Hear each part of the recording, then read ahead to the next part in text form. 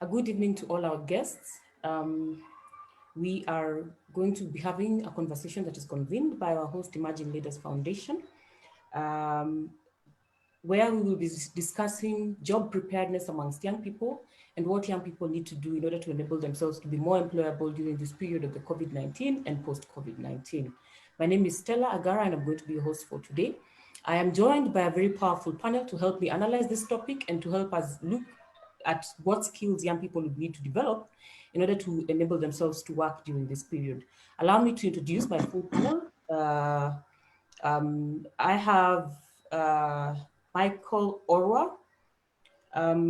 Michael Orwa is a career advisor, and he is also a Kenyan governance and international development professional with significant experience in program design, management, institutional development, and leadership, as well as policy research, advocacy, and strategic influencing, underpinned by a deep commitment to human rights, social justice, and the African story. Aura brings Aura brings on board the proven capacity to conceptualize, design, and manage projects and issue-based partnerships, provide strategic direction to institutions and campaigns, and catalyze action among decision makers, key influential people, and interested communities. Welcome, Aura. Thank you. I also have Faith Washira. Faith Washira is one of the beneficiaries of the Emerging Leaders Foundation training program on personal development and leadership training. She is also a staff member of the World Food Program, and she happens to be a program assistant responsible for gender, climate adaptation, and livelihoods. She also happens to be one of the young people who has been able to engage or gather skills from online training programs. And she's going to be sharing her experience today on how that has been for her. She has gathered some trainings on gender equality and women's empowerment, climate change, and digital agriculture. Welcome, Faith. Thank you. Finally, I have Robert Camuri, who is a software developer and also the executive director at Touch Inspiration. He has spent his career assisting companies utilize software to realize their full potential. He's very passionate about efficiency and simplicity and uses software to achieve this for his clients. He regularly mentors his employees to make sure that they succeed beyond Touch Inspirations. Robert is running a team and he's an employer, and he's going to be sharing the experience of employers and exactly what they look for when they intend or when they're planning to employ young people or employ people. Welcome, Robert. Good evening, viewers.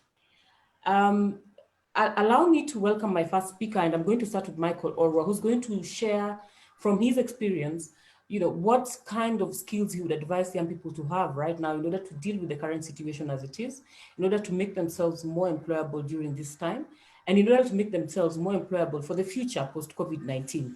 What kind of skills does he believe will be marketable in the future? And based on the situation of the changes of the work situation, how then does he advise young people to be able to engage with the different situations, prepare themselves and make themselves more qualified for the work environment, the new work environment? Michael Orwa, the floor is yours. Thank you, Stella, and thank you for the opportunity to share experiences out of this. And I think what I would love to say is to bring to this conversation an experience of working with people, recruiting staff, going through career coaching and mentorship, and speaking with people about, especially people in the job market, about what their interests, fears, etc. are. The first thing I wanted to say is that, like we mentioned maybe before we got online, is that everybody is quite aware right now of the term new normal, which means a lot of things have shifted as we used to know them. And whether we go back to work and everything resumes normally, I think there is a part of the COVID experience that has stretched our imagination, our creativity, our innovation in ways that probably many people, many institutions did not think were possible. Of course, COVID has had its casualties, but I also believe, as probably I suspect Robert and Faith would admit, it has also presented its own opportunity. I've yet to see a crisis that did not benefit a group of people, even though it was regrettable in many ways. So I think, yes, it will have winners, it might have more losers. I think for the job market, I would want to say, Stella, that long before COVID-19, the Kenyan economy had tanked, was in a not so good a place. And subsequently, the job market had been terrible. I think the conversation about young people, unemployment, I mean, it's a tired one. The only constant is that it keeps getting worse. So I think it's important as we have this conversation for people to understand that it is easy to really throw the blame entirely on COVID. And I think governments across the world, across the continent, are likely to hang on to COVID and just say, if only COVID didn't happen. I think the truth is that the job market has been very challenging. And this conversation would have been as relevant in January, I think, as it is now, probably now with just more urgency. As we look at the, for people, I would say the first thing is that it's important that every job seeking person or professionally active person have a very good understanding of where they are in the professional journey, where they are in the job market. Are you into entry? Are you looking to enter the job market? You graduated in 2019, you are excited, you're preparing. Or were you looking to move to a new position, then COVID happened? Are you looking to change careers, etc.? Are you moving from private sector to non-profit to government, etc.? Also, in terms of where you are in the job search, the second thing is what skill set and what level of professional development you are at. So it's important that our audience understand that we may not give an all size fits all in this space, but it's to understand where you are and what could be applicable to you. Specifically to your question, Stella, I think the most important thing that I would urge anybody in transition in the job market, etc., is an openness of mind in terms of being able to look at the situation and be able to compromise or sacrifice in order to make that transition. I think openness is about, you know, we used to, I always wondered when I was in undergraduate why they say you're being given the power to read. And you know, you've spent 4 years or 6 years, whatever, doing everything, and then somebody saying now you're being given power to read, and it always intrigued me. I think the purpose now, in hindsight, the purpose of your first degree is to open you up to any possibilities, to be able to create opportunities and see. So you see, you are trained as a teacher, you are a successful banker.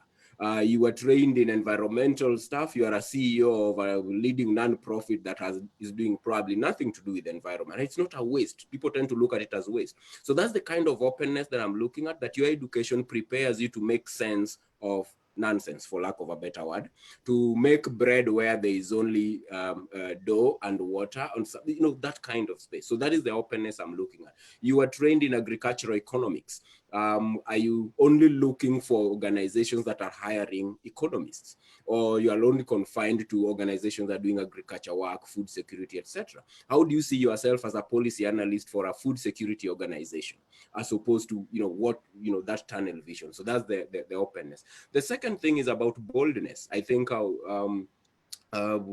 you know, like I said, the COVID experience has probably left many people surprised at what they could do. I think either out of boredom or out of no option completely. You've been told by your boss, now you're going to be doing this. And this is how we are going to do it because things have to happen. And you've surprised yourself and done stuff. So I think a new boldness that says, you know, I can do this, I can be creative, I can innovate, etc. Finally, just to finish on that first phase is to, I think we have openness, we have a boldness, but I think it's important that people, especially if you have the time, to be very intentional about job search. Stella, you have no idea how important this is. I think many young people I speak with, I always say, job search is a job. It is not a by the way. So that even if you are looking to move to next big job and you're currently employed, you have to be very intentional about your job search journey. So is it how many websites you are subscribed to? How is your profile updated on LinkedIn? How many hours a week do you spend? Is it every Sunday afternoon for 1 hour, you just go through websites that you've subscribed to, look at emails that come in, etc.? Or is it once every month you attend a networking event that in an area of interest to you? So I think that some significant level of intentionality is usually very, very helpful. I'll stop there. Maybe a quick rejoinder, Michael. Is the job market demanding for new skills? I wouldn't. I'm a little torn on the question of new skills per se, because I don't think the last 3 months have dramatically shifted what manufacturers, employers, etc. wanted. I think more is about how we redeploy, repackage, reframe, and rethink what we have. And in that process is what I was talking about, a new creativity of even saying, I think I have quite good writing skills, because in this period, I have been doing online writing, articles have been published. I didn't think this was something that was important or something that I really had in me. Yet, every time at your workplace, when they say, who could help us do the reporting from an impact reporting perspective, everybody looked at the M&E guys and said, but then in this world where the value of writing, for example, and where good writing is a skill that many an employer would take. If there was a tie in number one in an interview, and what is that one extra thing that puts you aside? You are two candidates, you have the same degree, same year of experience, same age, same gender, same ethnicity, same race, every other variable that could be, you are the same. What is that extra thing that could put you aside? I think nurturing those kind of skills that we ignore, that probably don't even show up when we write our powerful CVs and profiles, could be the distinction. And then redeploying them, rediscovering them, nurturing them, and redeploying them to places so that they can impact the people we work for, the organizations we work for, and our own career growth. So I wouldn't jump in and say, we need to, is it demanding of new skills? Perhaps new mental, new ways of thinking about work, if you may, the future of work, that kind of stuff. But I mean, maybe my colleagues might have a different thing, but that would be my thinking. I hear you, Michael. Michael is saying we need a new way of thinking about the environment of work and what work really means for us. He's also talking about being very intentional in the job search and treating the job search as a job. But he has also mentioned the possibility of transitioning. Some of us may have found ourselves in a place where we were transitioning before the COVID situation started. Others are being forced to transition because of the current COVID situation. And he's basically given us tips on what to do. He also says that your degree opens you up for new possibilities. And one of the people whose degree opened them up for quite a different possibility is Faith Washira.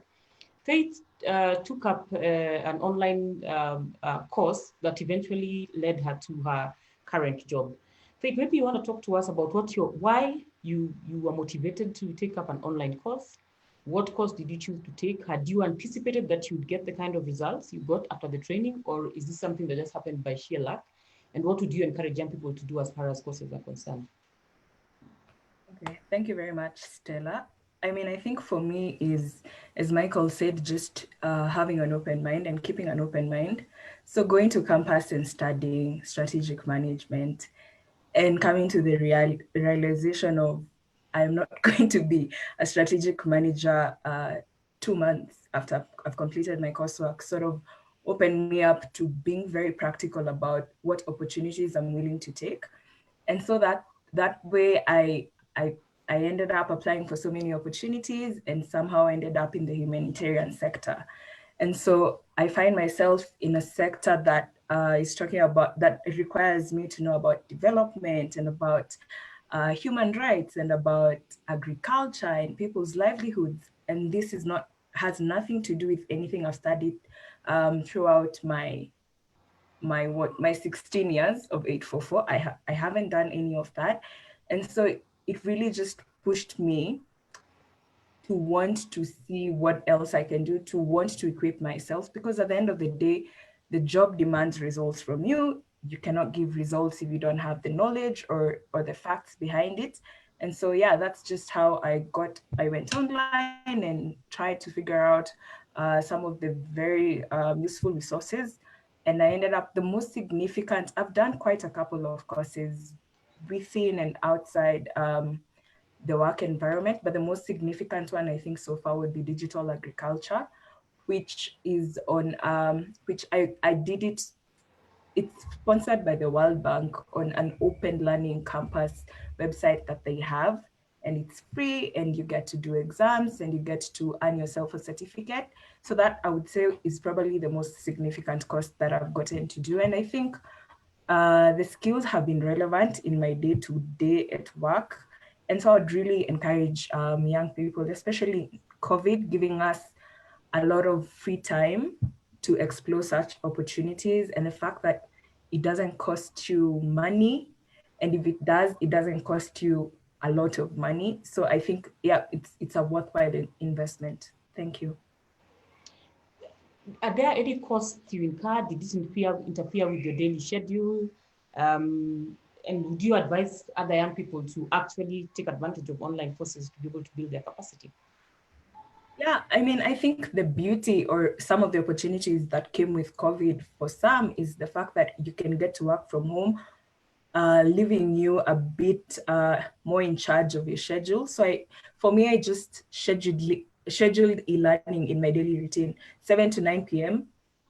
It doesn't matter what I am doing or any pending task that I have. I know between 7 to 9 p.m. I have to do this class. The courses, like the digital agriculture one, is basically just 5 modules, something you can do in a span of a month or even less if you have more time in your hands. And so it wasn't that time intensive. I didn't see any negative impacts on my routine. And definitely it's something I would recommend young people to do. You don't need anyone to tell you, go here or here's a link to what you can do. Just go online, Google e-learning opportunities, and you're going to get a whole section of options and links and platforms. You can learn through podcasts, you can learn through the structured courses, and most of them are very self-paced. So it's up to you to decide when you want to put in the time. Most of them are free. And so, yes, I would definitely encourage young people to get themselves into sort of upskilling what they already know or reskilling what they already know. Thank you. Faith, I took up an online course on the chemical science of food making. And it has got nothing to do with the business I do on a daily basis. And maybe we want to explore what motivates all of us to actually take up some of those courses. What was your motivation? Why did you choose digital agriculture, for example? For digital agriculture, basically, it's because my job needed me to have sort of a simple background behind it. So that would have been my motivation. But even before I got into digital agriculture, even before I got into the job environment, I had studied something on climate change, not because I want to be a climate expert, not because I was working on anything related to climate. It's just for the sake of the awareness. I just needed to have the knowledge. I've done online courses on time management and even simple things as simple as racism, just to get a hold of the global conversation going on. So I think, as Michael said, like we really need to be intentional, considering the fact that these online courses are free and no one is really holding you accountable or anything. So it goes beyond motivation. It just goes, it comes down to, do you see the need? Why shouldn't you? Do you have the resources to do it? So get on with it. Yeah. Michael says he shocked himself with his writing skills. And I must also admit that I have been shocked at times where I have found use for the chemical science training I've gotten from Harvard, even though I would never have thought that there's any way I was going to use that knowledge. How has your access to those training courses made you more competitive in the work environment? How has it made you more marketable than other people? I think especially in the work environment, it's definitely a negotiating place. It goes beyond if you're competing for a certain position, for example, and I go back to using, for example, food security, and there's a need for a certain background or a certain skill set in, reports writing or advocacy or communications. And somehow through online learning, you got yourself into getting the basics of graphic design. You don't know, that that's not your talent, it's not a hobby, but you just got yourself in the interest of graphic design. And now all of a sudden you can design a template, or you can send out and you can do a nice infograph. I mean, I think that makes you very competitive. And also in some spaces, like the one I'm at, there's a recognition for online learners. There's something called like the Learner of the Month, which at a point last year I got recognized for. And I think that goes uh, into a positive record of my performance, perhaps. And yeah, and I think I'm slowly seeing the benefits and reaping the benefits of that. Mm-hmm. Thank you very much, Faith. I think your story is quite encouraging to the young people who are watching this conversation, and basically even an encouragement to them to begin building skills that they may need for the workplace or skills that may come in handy in the future. More like reading the signs and ensuring that you're prepared for what is coming. But we need to hear from the perspective of employers what exactly it is they're looking for when when they engage in a recruitment process. And we have Robert here to help us analyze this topic. Robert, as an employer, when you're trying to recruit your team, when you're putting together your team, right now you're managing a team of 7 people. What do you normally look for? Are you looking for book smart only, or there's something extra you look for? And when you're looking for that extra information, what exactly do you look for? We will start this conversation with you speaking as an employer in the digital sector, but eventually you may need your perspective on what other employers will be looking for and some of the gaps you have seen in terms of skills for young people. Please take it away.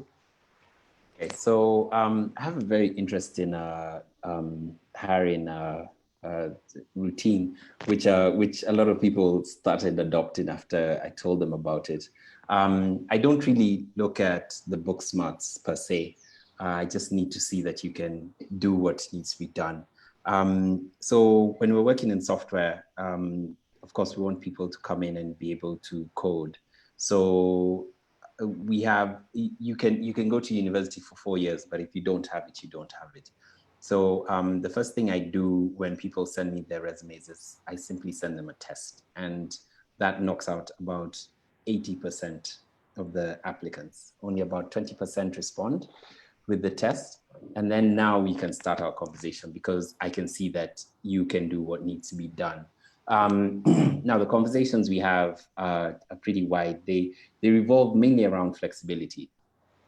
So like I think Michael had said, flexibility is really important because you want to be able to, like, let's say we're working on this kind of technology today and it gets wiped out. We need to be able to survive that technology and come back and say, okay, fine, we have switched from this language to that language, or from the way we do things to to match what's needed in the market today. So flexibility, open-mindedness, and then I work with very young individuals. They come out of they've pretty much come out of campus. So being able to being willing and open to be taught is another important thing. That one is a bit sensitive because sometimes after we graduate college, you know how it is, we think we know everything. Well, we don't. But yeah, so there are 2 types of people. There are those that you can teach, and there are those who are just like, man, you know nothing, and I am the new sheriff in town, and I will show you. So it's important to be able to be able to talk to people and teach people. I really try and encourage a very open and a very open environment that's very conducive for learning. So we try and have that situation happening at the company. What are some of the gaps you have noticed that young people have in their, skills when they come into the workplace? So sometimes there's the biggest gap I find is there's a responsibility gap that I've found can be a bit tricky sometimes, where you want to teach people that it's not a hands-off. Being employed is not hands-off. If you see, as simple as if you see a coffee cup in the wrong place, put it in the right place, right? That changes now, helps change attitude with, if you see broken code, just, write and fix it. Like it's not going to hurt you to make sure that it works. And that's pretty much where the salaries come from, by having, if we have broken code, we have broken bank accounts.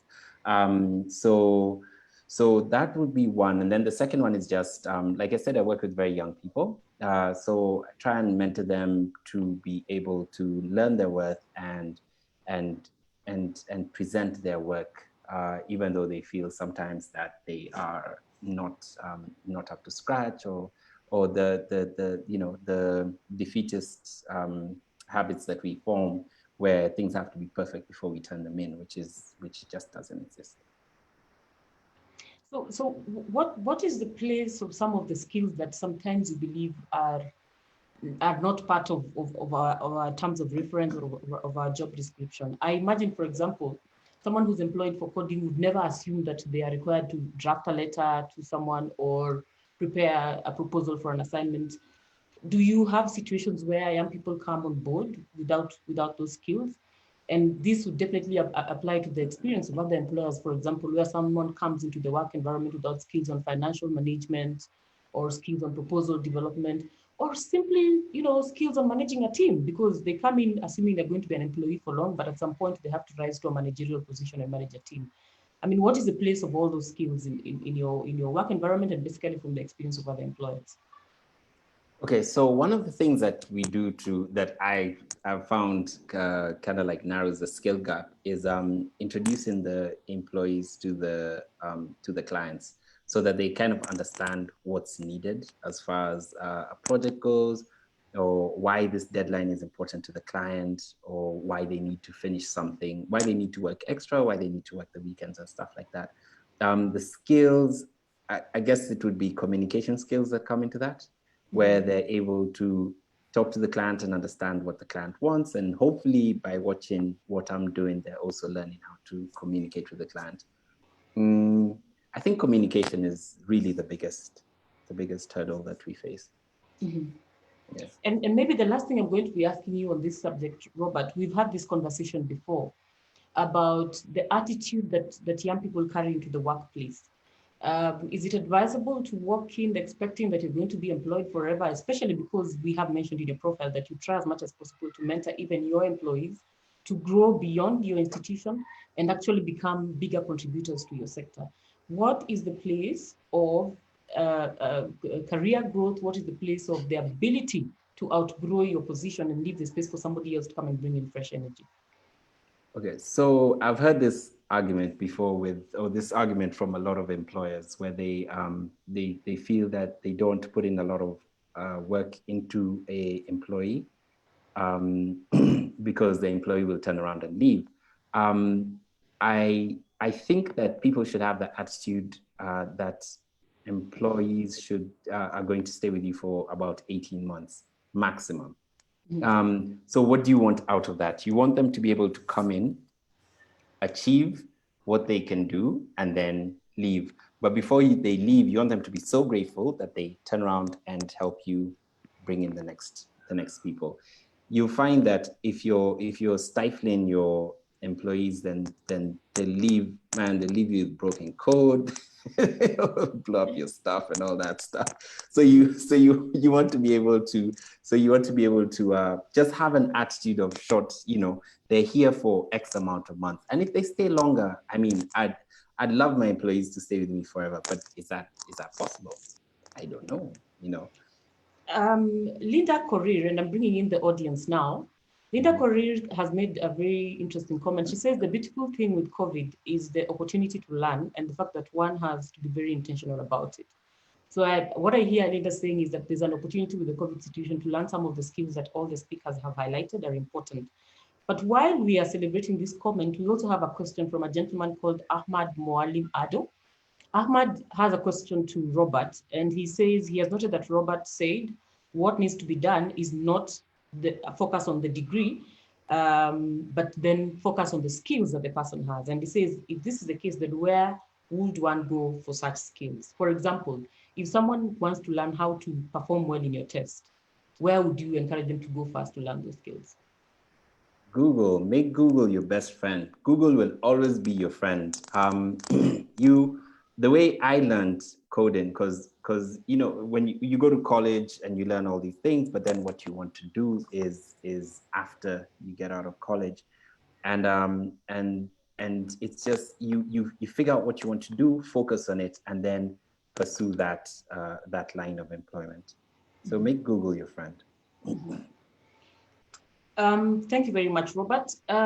We also have Jen Tesh, who's asking when you are transiting from school, and maybe Faith, you'd be best pleased to respond to this.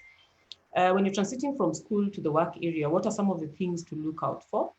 And she says, for example, if you have done ICT and you're supposed to write a resume for a certain job, what would be, you know, your title, and especially if undergoing a certification which is yet due. So basically, I think she's talking about she's come out of school, she's applying for a job, you know, what kind of position would she be looking for?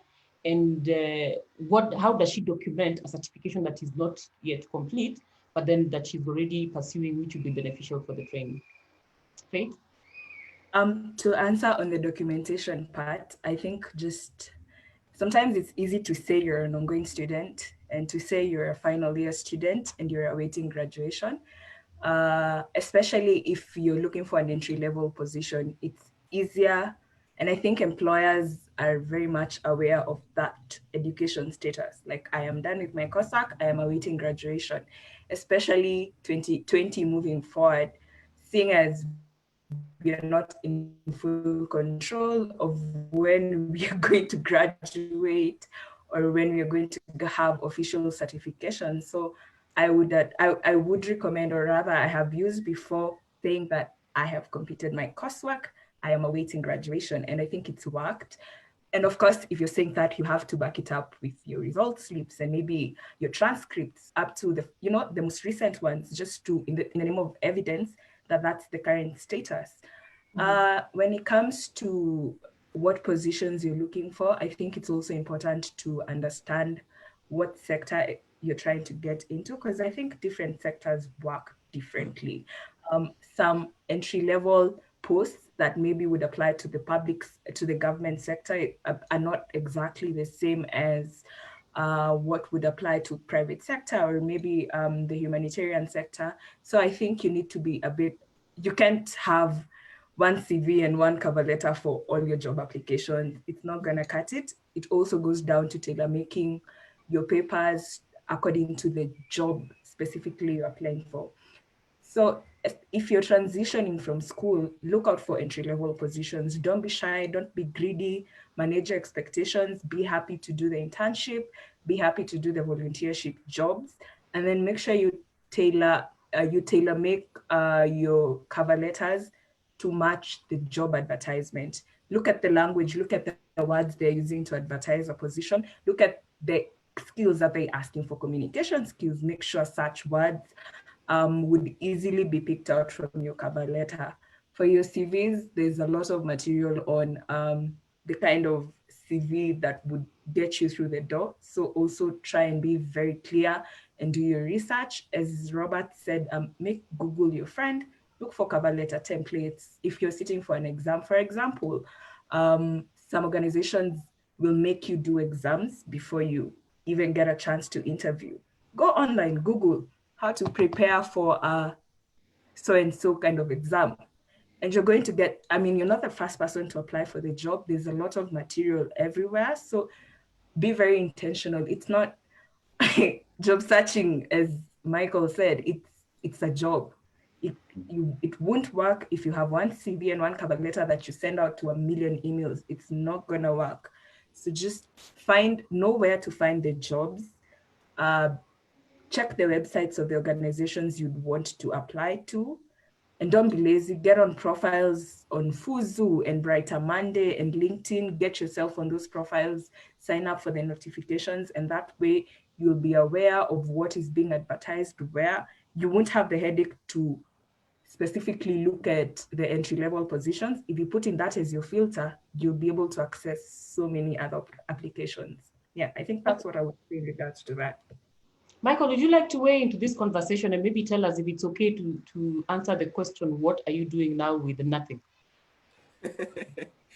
I would be totally surprised if by the end of this wonderful conversation, that question you've asked, the second one from the gentleman, didn't show up. It's basically a post-COVID version of, where do I get experience and I've not been employed, and so I'm not employed because I have no experience, and I have no experience because I've never been employed. So that catch-22. So it will always show up in every space. But I wanted to speak about two things. First is I'm very happy with what Robert mentioned, because I've quite a lived experience of that, about employers. And I mean, I hope there is any of them out here listening.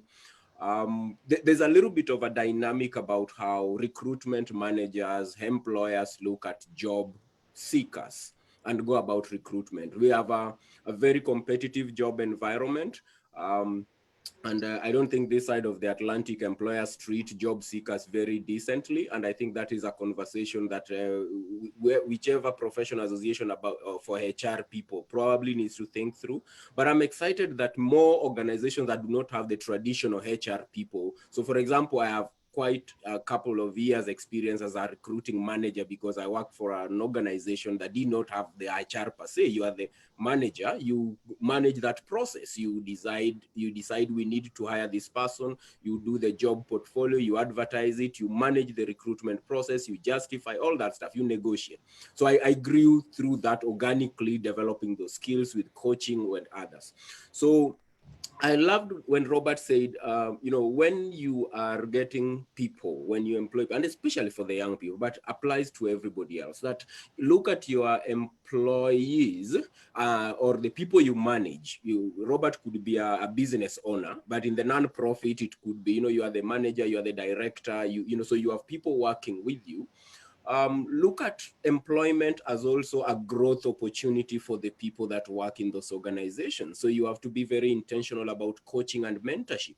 And that's why I was very excited when I heard Robert say that don't focus on the minimalists that, they are here, mechanically generate income or do the stuff because anyway they will go. We have an obligation, I think, as employers, as managers, to grow the people professionally that we work with.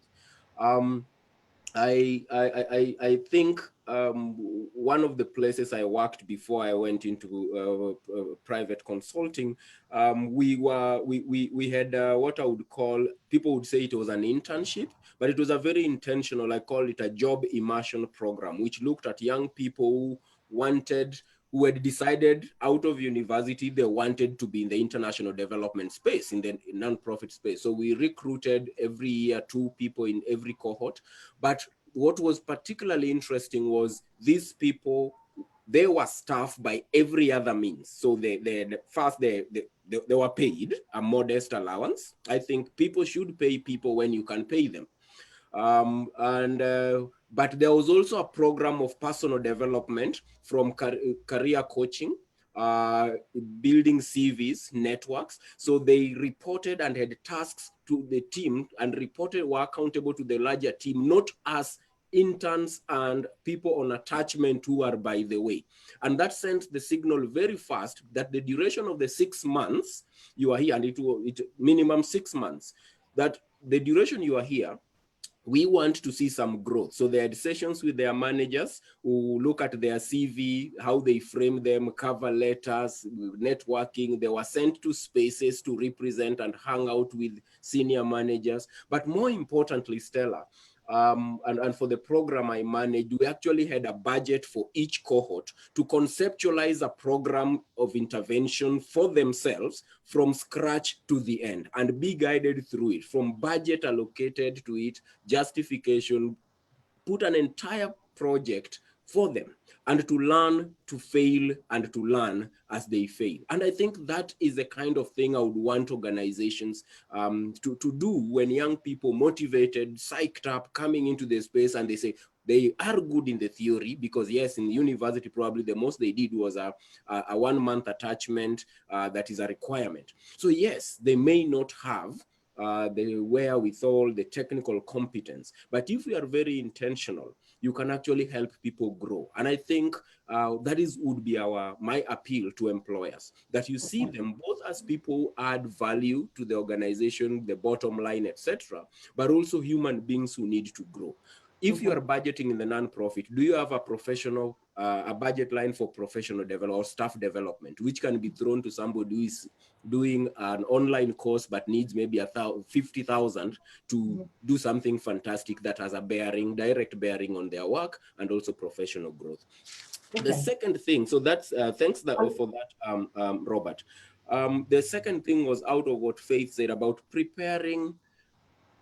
Stella, our universities are excitedly happy about saying the number of people they have graduated over the years. Glorious numbers. They rarely tell us where those people are or what percentage of those people are gainfully employed, etc., etc., etc. In the US, you'll find universities actually have this information, or even individual programs within university say, over the years, this is 60% of our staff are working for government, of our graduates. 40% are in non-profit. 40% get a job within the first 6 months of this kind of stuff. I think our training institutions also need to be very conscious about not just a conveyor belt of saying we have churned out 10,000 over the last two years, but where are they? But that starts within the university. Career coaching has to be very intentional within our institutions. So when I teach, I teach sometimes in a local university when time allows, and I tell my students at 4th year, you must have a CV.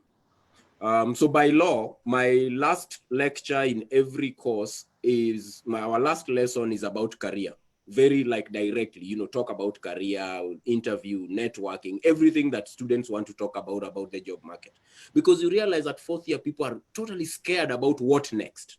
So I think because we think, when Faith was talking about preparing for the job market, we have to send the message that it doesn't start when you've graduated. Preparing for the job market must start backwards. And I'll tell you some tactical thing I've always told people. Michael, allow me to interrupt you. Yes. Because we are addressing the youth more than we're addressing the employer today. Yes. And we really must speak to young people about the opportunities available for them in the event that learning institutions, for example, do not provide this. I mean, it's a really good thing that, for example, in your training programs, you provide, extra training on CV development and skills development for the work area and to build employability. But exactly what is the message to young people on this? And if you could please keep it short. So I would want to say this. I think, for example, in terms of networking skills, it is easier for employers to open the door for somebody who says, hey, my name is so-and-so. I am 3rd year or 4th year student at University X. I'm interested in the work that you are doing. I would want to come in and talk to you about this work. Why is that important? It's easier for people to speak with you. And I've learned this practically, Estella, when you are still a student rather than when you have recently graduated, because they think recent graduates are people who are job seeking.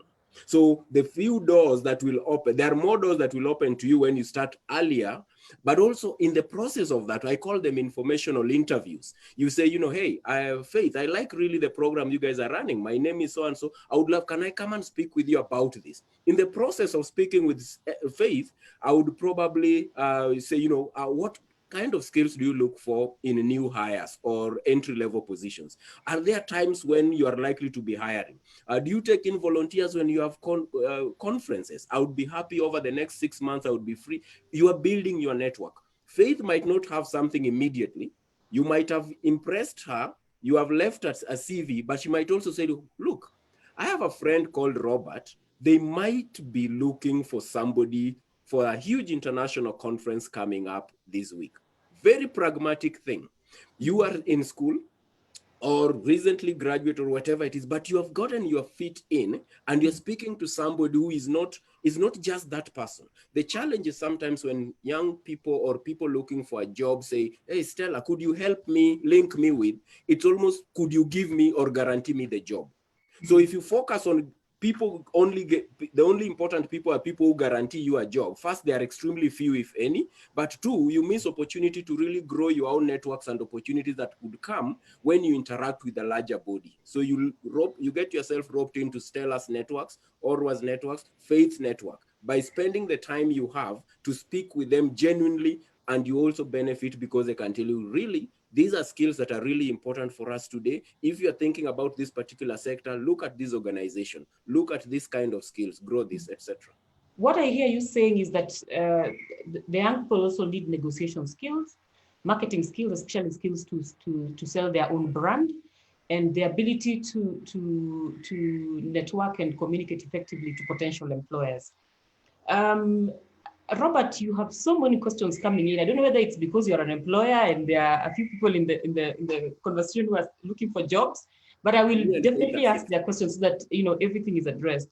But before I ask those questions, I need to air some of the comments that we have. A comment from Edward Kipkalia is that he can relate with Robert.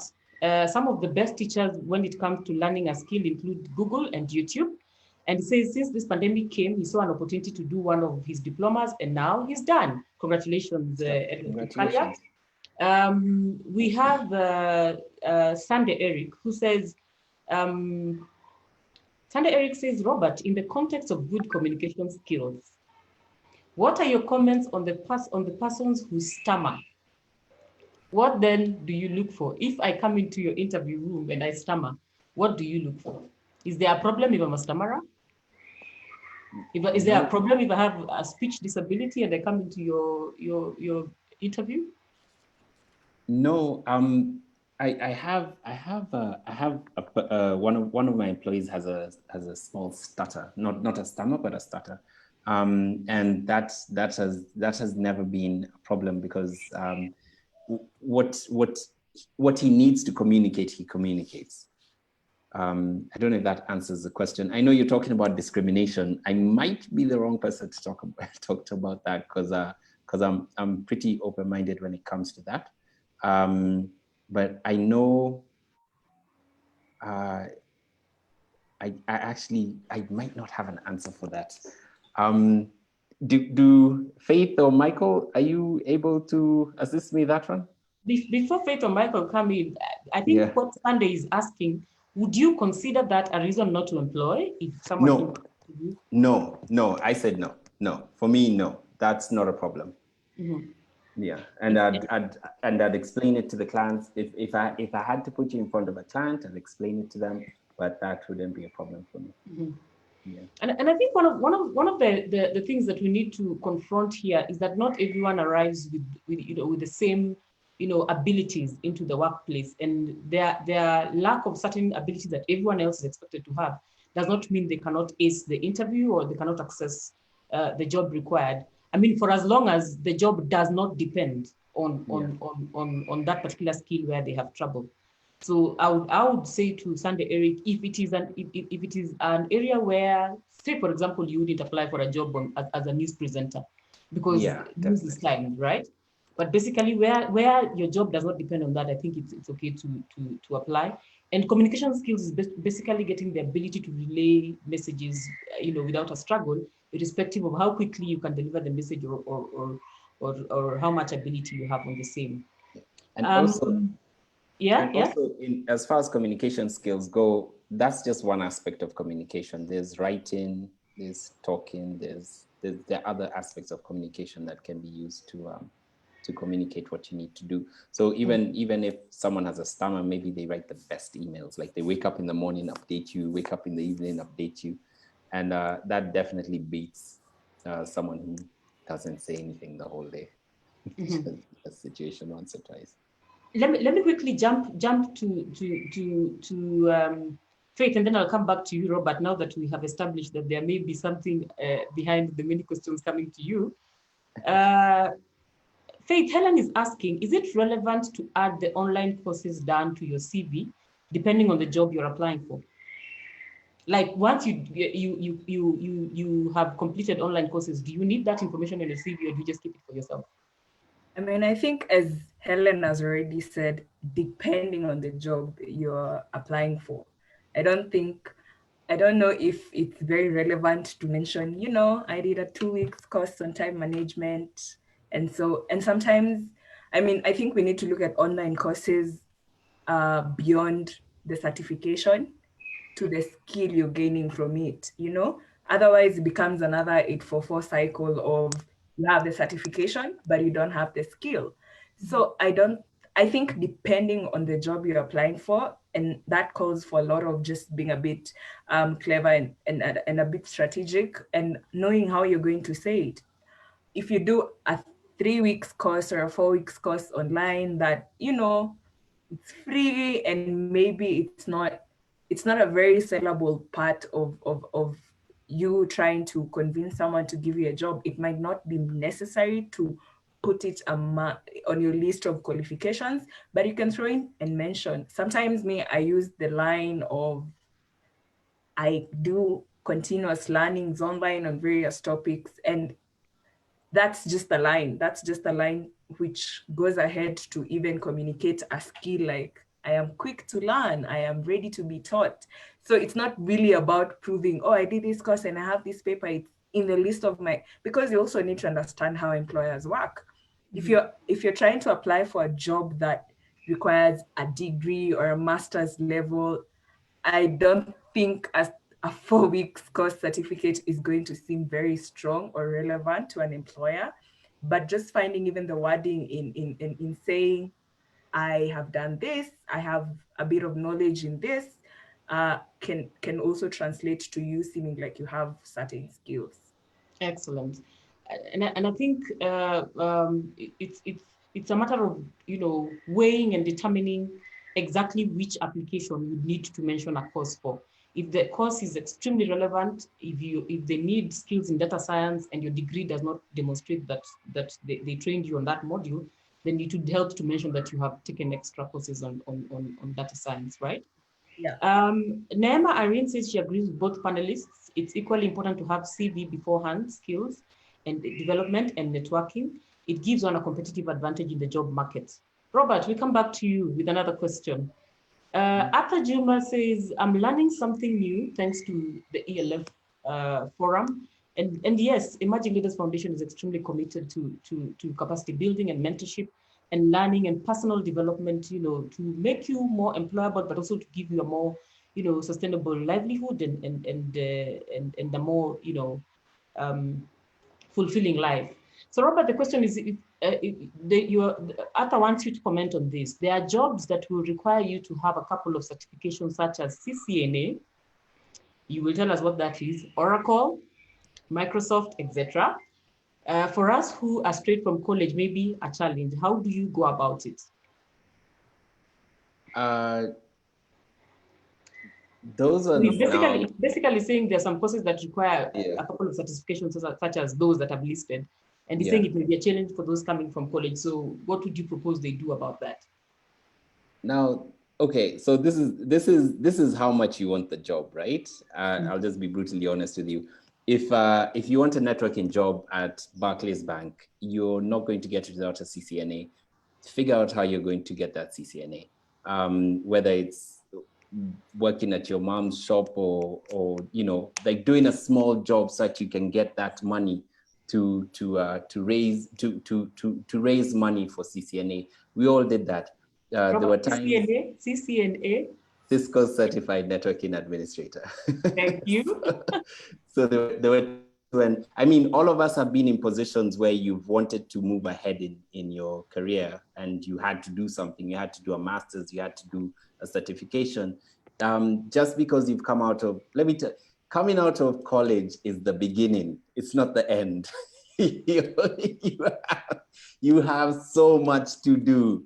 You have so much to do. So that degree, actually, probably my college degree is the least work that I did. After that, I had to do so much to get to where I needed to get to. So take away the idea that it should be easier, and go find a way to make that money to get the CCNA. Like that's just how it is. And the truth is that once you get that paper, the salary will fix the pain. So another question, Robert, you have spoken about communication skills. Mm-hmm. How would you advise Helen or War to answer the question of what is the evidence of their having good communication skills? Like if they are responding to your interview, what would you be looking for to determine if they have good communication skills? I just have a regular conversation about life, family, what's important to you, your goals, your dreams, that kind of stuff. Communication skills is the ability to communicate. That's basically it. If you come in, we had a lady once come in for a marketing position, and she was too shy to speak, and it was like, okay, you might be good, but how are you going to talk to the client? Like if you're scared of us, how are you going to make the sale? So that's where the communication skills come in. When you talk to someone and they only take one hard stance, and you know that will be a problem, because if either one hard stance or like you ask them questions and you notice that they shun from responsibility, and you know that will be a problem, because if you ask them, was this done, they'll quickly shift the blame somewhere else, which we can't afford in our small company. We need someone to say, I am on it, I'll get on it, I'll do it, and that kind of stuff. So those are the communication skills I'm talking about, which are basically just, can you get along with people? Can you let them know if you need help? That's another big one. The difference between someone sitting there for 6 hours and not saying anything, or like 30 minutes, they raise a question and say, hey, I'm stuck, please help. That's important. I keep telling people, this isn't 844. Please talk. No one's going to punish you for asking a question. Mm-hmm. We have about 7 minutes left in the conversation. So I'm going to ask Michael Oro to come in and weigh in on the last question I've asked about how to present evidence of having good communication skills or having good organizational skills in an interview. So Michael, you'll respond to that question, and then you'll give us your closing statements. And then we'll have closing statements from Faith, and Robert probably will come last. Michael, take it away. Thank you, Stella. I think I would want to say, in addition to what Robert has said, that often when we hear communication skills, we confine it to oral communication, which is how articulate someone is. I think that is important, the power of persuasion, building arguments, negotiating, etc. But I think we have to reimagine communication skills to be beyond just the oral. Oral is critical, definitely, presentation, etc. But I think writing as well is a very important skill, to be able to make a logical thought process, translate that into paper, whether it's proposals, if it's a non-profit that relies a lot on proposals. In the private sector, you are putting in a bid, you're building a case for why, or a case for why you are the company that, capability statement, for example, Robert is bidding for the biggest contract of his life. Before they have the one-on-one or the phone conversation with you, all you have is the presentation, the paper you submitted, and going through that. And that brings me to something I always say about what is the purpose of a job application for young people, Stella, or for anybody. Most of the people assume a job application's purpose is to get you a job. I think different. The purpose of a job application, whether it's how you package your CV and you do their cover letter, is to get you an interview. Mm-hmm. Because it doesn't matter how fantastic you are, you cannot fit that in 6 pages, 3 pages, 4 pages. So you have to apply, make your application, and make the argument in that one pager, and in the way you framed your CV, as Faith pointed out, how you framed your own career, etc., the titling, etc., in such a way that when I read it, I think I want to talk to this person.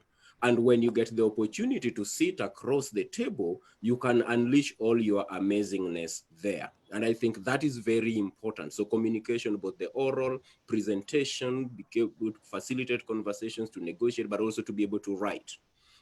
I think that is important. Finally, in terms of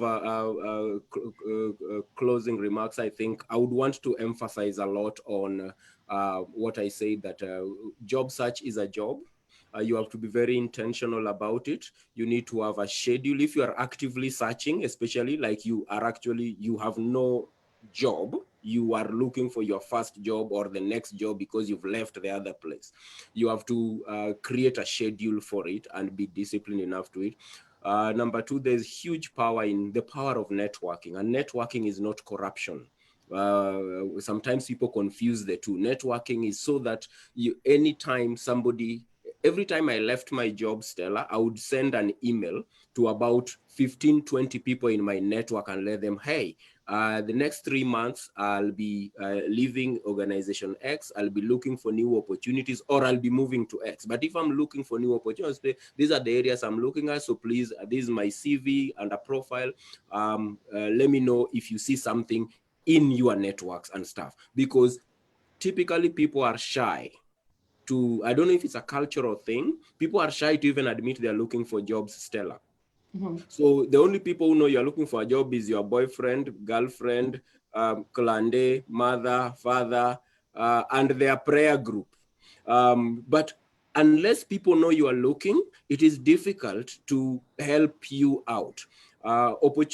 Success happens when opportunity meets preparedness. You've gone to school, you have the paperwork, etc. You have to increase the area of opportunities that you come across, and you cannot rely on only you and the people you graduated with. So you expand the number of people who know, hey, Robert is trained in this, Robert is looking. Or the same thing we do when I'm recruiting for an organization. I send to my contact and say, hey, I'm looking for somebody like this. If then they would say, oh, I know my sister's cousin's brother, or my colleague just mentioned about this amazing person they had to lay off because of resources. That is the power of networking. So be very intentional about it. Finally, a positive spirit. The job market is not the best, and it is not going to improve anytime now, but everybody has their day. Do your bit and do it properly, and what is yours will be yours. Thank you. Thank you very much, Michael. Allow me to make you comment on something just after your closing comments. Is it valuable to be a member of a professional body, and do you need to include it on your CV? It does. It's absolutely important. And not all people will have professional bodies. I think if you are in a profession that has a professional body, I think it adds great value. It's a networking space, but also it shows that you are in touch with the pulse of your profession, because we assume professional bodies, the latest skills, trends, information, it's an upgrade space. So a lawyer who is not a member of LSK is a rusty lawyer, for example. If you are an engineer and you are not plugged into the pulse, if you are an accountant, if you are a marketer, because there's value in that community. I think it adds value, and you need to add it. And maybe something that Faith had pointed out earlier, how you frame your CV. A lot of our CVs talk about roles, the same way the job was advertised. It does not distinguish, it does not talk about achievements. Most of our CVs are dry presentations of the job roles as they were advertised. So I think we need to, how you frame that distinguishes the same role, two people doing the same job, one succeeded. So the framing is very important. You didn't just cook tea.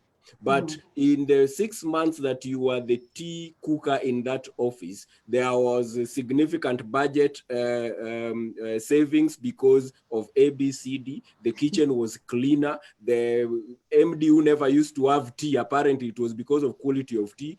During the 6 months, they've been having tea twice a day. That is achievement, as opposed to just saying, I used to cook tea.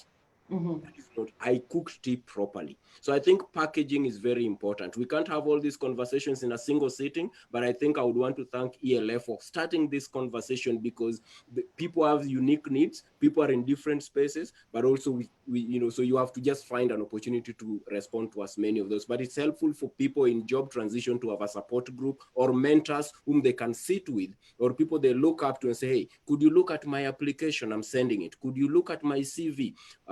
What do I need to know about this job space? So I think be intentional, have your network, and reach out to people who you would want to be when you grow up, so that you learn the journey they've had. Thank you very much. Helen Owora, I would advise you to reach out to Michael Orwa on his inbox and ask him the extension of your question about what kinds of platforms a communication graduate should be able to, professional platforms a communication graduate should be able to join. I'm sure Michael will be very happy to offer this information. Michael is also an ELF mentor, and I'm sure he will be happy to extend the services that ELF offers to young people to you. But if you ask too many questions and he invoices you, kindly do not take that as a liability for ELF. Faith, please give us your closing statements and your insights at the end of this conversation, your thoughts on what takeout young people should take out of this conversation. I'll just end by saying a few things, and one would probably be, don't be shy, apply for the jobs. It doesn't matter. I mean, as long as you've established you're looking for an entry level or a mid-level or a senior position, apply for the jobs. You don't have to fully qualify for every single requirement. If it's a job that requires 2 years of experience and you have one, go ahead and shoot your shot. It won't hurt to try. Also, if you're trying to get into the market, look out for management trainee programs. I know a few people who've transitioned from uni to the job, especially for private sector. Look out for the graduate trainee and the management trainee programs. Just do your best with that. Also, just to retaliate, when you're applying for jobs, you have to put in the work. Take time with your papers, take time with your CV, take time with your cover letter, ask people to review them for you. You have to put in the work and be very open-minded. Just because you studied IT doesn't entirely mean that you can only work in IT, especially if you're just transitioning from school. I mean, you haven't worked before, so you don't know what might be of your interest. So be very open-minded and join ELF if you can, because ELF, no, honestly, ELF will come with the training for communication skills and personal development, and it will come with the networks. So be very intentional with yourself. Like if you decide to try and get a certain job in a certain sector, be willing to do everything that's gonna take you. Thank you very much, Faith. If there's any further questions you want to ask Faith about courses you should take up, how to prioritize those courses, please reach out to her on her inbox. Do not overwhelm her. If she invoices you again, it is not ELF's liability. Allow me to welcome our last speaker, Robert, to give your closing comments as an employer, to give your statements to those who are looking for a job from you in this conversation, and maybe to also share as your closing one of the biggest pet peeves. What is this one thing that just people who are seeking for jobs should never do, because it will keep them out of the door, even they will never see the interview table? Robert. Okay, so once again, I'm going to say, looking for a job is a full-time job, which is just the reality of it. Every once in a while I get somebody who applies to a position at the company, and they get back to me in 4 days, and I have to explain to them how 1,000 applications came in. So that 4 days is just unacceptable. Like, and this is when people are nice and they're past everything else, but 4 days, like that's 1,000. That's so many resumes that have come in. So so another thing that I'd like to advise people is to be unconventional. Building your networks is very important. Resumes nowadays, receiving resumes and getting a job through that might work for my field. But most people get hired at networking events, social events, and stuff like that. So be like, when you're looking for a job, also make sure that you get yourself out there. Go for any networking events. If you're in tech, hang out at the iHub and see what's happening there. If you're in another field, hang out like Michael and Faith said, hang out with those professionals so that they can pull you in. But don't hang out with the intention of getting a job. Hang out even with the intention of just learning what you need to do. If someone tells you to go read a book about, trees, go read it and find out why they told you to read that book. Most people think that mentorship is a very active engagement where this is my mentor and he's going to mentor me. Mentorship is the nuggets that you pick up along the way. So don't be shy to talk to people and pick up these nuggets as you go along, because everyone will help you. Don't walk into situations wondering what's in it for me, or there's nothing here, let me bounce. It might be the last thing in that person's last sentence that was what you were sent there to listen to. So don't be selfish don't think that it's what can I get? Just show up and things will change for you. As far as like the worst thing that people do to me when they're applying for jobs is people just send a resume and they don't send anything else. They don't send a cover letter, nothing, just a resume. Like even the email doesn't say, hello, I'm looking for a job. That's what drives me nuts. So if you have a conversation, we're human beings as well, yeah? So don't like I say, don't ever let another mortal intimidate you. Write a letter, be like, hey, how are you doing? Can I know this sounds ridiculous. If someone said, can I buy you coffee? I would give them the job even before they bought me the coffee. So be unconventional, think about it, see how you want to go. If there's a job that you really want to get at a business at a company that you really want to work for, approach the person as a human being and they'll listen to you. They'll give you some time.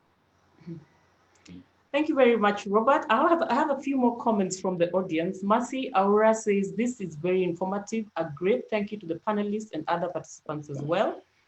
Bon Kawur, I hope I pronounced that name right, says, Robert is a brain anyone out there seeking a job should have a contact with. I'm pleased with the insights. I think this is the point where we close this conversation. I will only make a very small addition. For me and from my experience, what has really worked is your value proposition. Once you have packaged your CV, you have your skills covered in the CV and you've walked into the interview room, the one thing you need to realize is that everybody else who comes into this room is going to be presenting possibly equal qualifications with you, is possibly going to be presenting the same skills as you're presenting, because every level you rise to, there's competition. So what is this new thing you're going to bring into the workplace? You should never underestimate small things like your ability to make people laugh, your team skills, your interpersonal skills. If you have gathered some counseling skills, you never know which workplace needs that kind of information. Make sure that there's something that gives you an edge compared to the people who are competing with you in an interview. And do not be afraid to talk about those things, because nobody is looking for a robot. Everybody is looking for someone who's going to join their team, bring life into it, bring refreshing energy, and of course, bring new ideas and the skills that are required for the assignment. Allow me at this point and this even means your ability to pray for the team when they start the day. Sometimes it's something as simple as that will make the entire difference. Allow me to thank the panel for all the insights they brought into this conversation. I have to thank Michael Orwa for bringing the professional perspective on what is sought for when youth are seeking for jobs, what kind of advice he would give, but also the fact that he has also brought in some huge insights which would be beneficial for this conversation and future conversations on what employers should do and how the education system should respond to the market demands on the skills that are needed for the workplace. Thank you very much, Michael Orwa. Allow me to thank Faith for the speech, for the insights she's brought on board as far as gaining these skills through online courses, free courses that are available. Faith, your experience is definitely an encouragement to all the people who are listening to this conversation. And I know there are many people who will enroll onto courses and learn certain things, certain skills, even if it is skills on the chemical science of food production. And the last person I will thank is Robert Camuri. Robert Camuri, you have seen how many questions and praises have come in your direction, but I am highly suspecting it is because you are an employer and very many young people need jobs. But you are all deserving of those compliments that have come your way. Thank you so much for giving very, very genuine insights on what you'd be looking for in an employee. Thank you also for presenting a perspective of a different way of hiring, a different way of recruiting, and ensuring that then you're tapping into the skills that these people have and not necessarily just hiring people because of their book skills or what they look like they know or what they're marketing as what they know. I'm going to request the panelists to hang on to the conversation after we finish and possibly, engage in some housekeeping conversation. But before you leave the audience, I want to remind you that the Emerging Leaders Foundation hosts such discussions every Thursday at 5 p.m. We shall be coming back to you next week with a different chat, with a different conversation. And of course, we'll definitely be bringing you a powerful panel again to give you insights into the different topics for which you have questions and inquiries about. Follow up with us on the social media accounts. We here on Facebook, on Twitter at ELF Africa, on Facebook and IG as Emerging Leaders Foundation. Kindly feel free to propose some of the topics you'd want addressed on this platform. We are here to mentor, to teach, to build your capacity, and we definitely also want to learn from you. It's the questions that you ask that make the entire conversation beneficial. Thank you to the audience. My name is Stella Agara again. It was such a pleasure hosting this conversation and providing a platform for young people to learn, share, and exchange. Thank you very much to all of you. Thank you.